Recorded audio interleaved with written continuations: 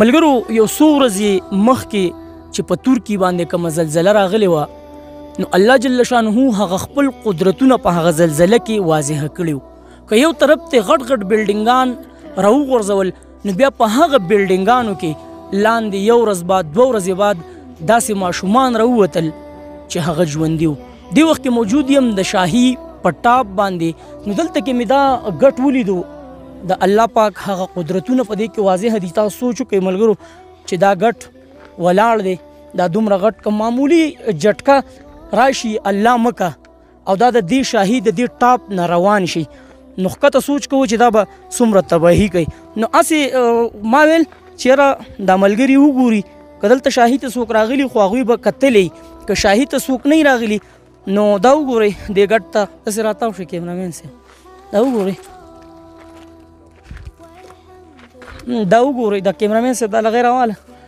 نو ملګرو دا ګټ د الله جل شانه په قدرتونو باندې ولاړ دی. هغه خپل نظارې خلکو ته ښایي چې یاره زه داسې هم کولی شم چې دا ګټ دا به د کم وخت نه ولاړ وي. نو ملګرو د دې ویډیو مقصد صرف اور صرف دا دی چې د الله جل شانه د لویې او د بړۍ هغه الفاظ ستاسو په خوله باندې راشي. نو دې ګټې ته داسې حریان پاتې شومه چې یا الله ستا د نامې نه قربان شم ربه دا دومره غټ غټ او بیا په داسې ځای باندې ولاړ دی چې لاندې که تاسو ته زما هغه کیمرامین وښی نو لاندې تقریبا تاسو ته ماسې ویل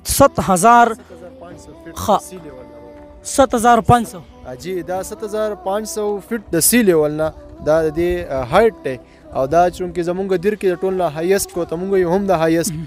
بالکل د هایست سپاټ دی. نو دا وګورئ ملګرو کو الله مکه دا ګټ د دې ځای نه روان شو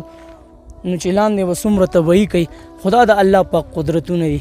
نو وایي که نه سبحان تیری قدرت. نو د دې ګټ د ښودو مقصد صرف دغه و چې د الله پاک لوی او بړی ستاسو په اړه کې راشي. ویډیو لازمي مخکې شیر کړئ چې څومره هم ملګري دي چې هغوی وګوري چې الله جل شانه داسې هم کولی شي چې دا ګټ په دې ځای باندې ولاړ دی والله علم د کوم وخت نه به ولاړ وي. نو بس الله جل شانه ډېر لوی ذات دی غفور رحیم ذات دی دومره غټ غټ غرونه. نو دا ویډیو مخکې شیر کړئ چې ټول